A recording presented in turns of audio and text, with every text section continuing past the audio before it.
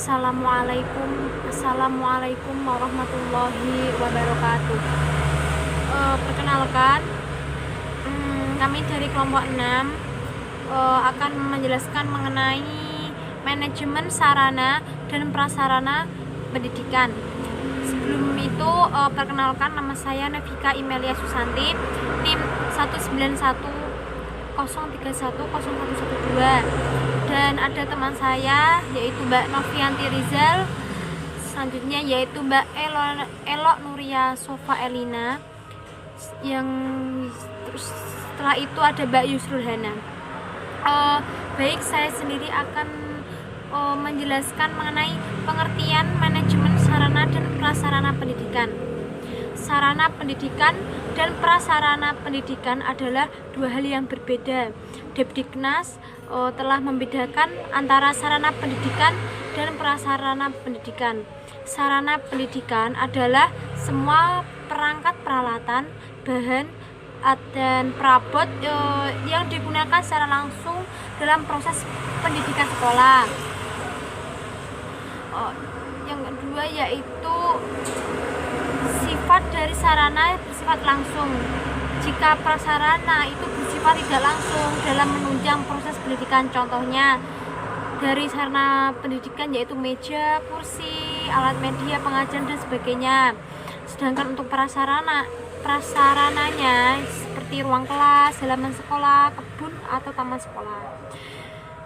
Dapat disimpulkan yaitu manajemen sarana dan prasarana pendidikan yaitu segenap proses pengadaan dan penyalahgunaan komponen-komponen yang secara langsung maupun tidak langsung menunjang proses pendidikan untuk mencapai tujuan pendidikan secara efektif dan efisien. Terima kasih. Assalamualaikum warahmatullahi wabarakatuh. Perkenalkan, nama saya Novianti Rizal. Di sini saya akan menjelaskan materi tentang fungsi sarana dan prasarana pendidikan. Yang pertama yaitu perencanaan, yang kedua pengadaan, yang ketiga penyimpanan dan penyaluran, yang keempat pemeliharaan, yang kelima penghapusan, yang keenam pengendalian. Nah, adapun di lingkungan Departemen Pendidikan ini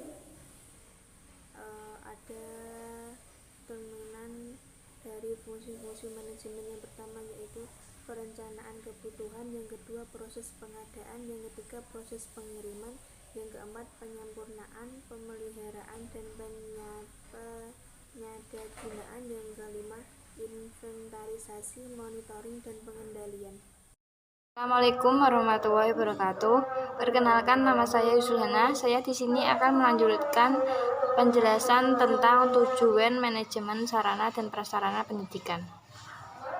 Secara umum, tujuan manajemen sarana dan prasarana pendidikan adalah memberikan layanan secara profesional di bidang sarana dan prasarana pendidikan dalam rangka terselenggaranya proses pendidikan secara efektif dan efisien.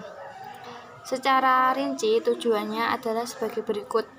Yang pertama, untuk mengupayakan penggadaan sarana dan prasarana pendidikan melalui sistem perencanaan dan penggadaan yang hati-hati dan seksama.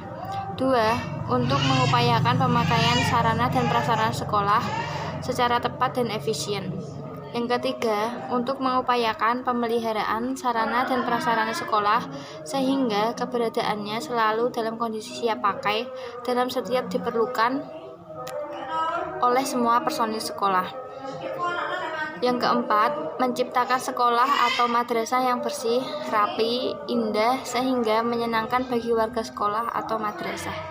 Selanjutnya akan disampaikan oleh untuk ruang lingkup sarana dan prasarana pendidikan. Komponen atau ruang lingkup pengelolaan sarana dan prasarana yang pertama yaitu perencanaan.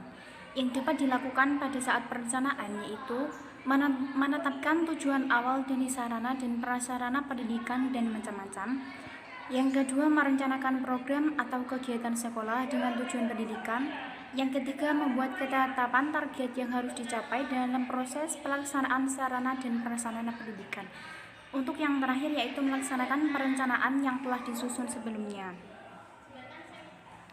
Selanjutnya, pengadaan sarana dan prasarana pendidikan. Pengadaan menurut Gunawan adalah bentuk kegiatan untuk menyediakan semua keperluan barang atau peralatan, benda, dan jasa untuk keperluan pelaksanaan tugas.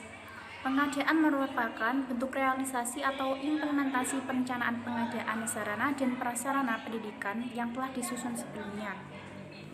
Menurut Nawawi, pengadaan sarana dan prasarana dibutuhkan guna untuk mengembangkan dana yang dimiliki sebagai bentuk komunikasi yang cepat dan tepat dalam pemenuhan kebutuhan sesuai dengan perencanaan yang telah ditetapkan. Pengadaan sarana dan prasarana tidak hanya dilakukan oleh kepala sekolah saja, melainkan dapat membantu oleh beberapa pihak terkait proses pengadaan sarana dan prasarana.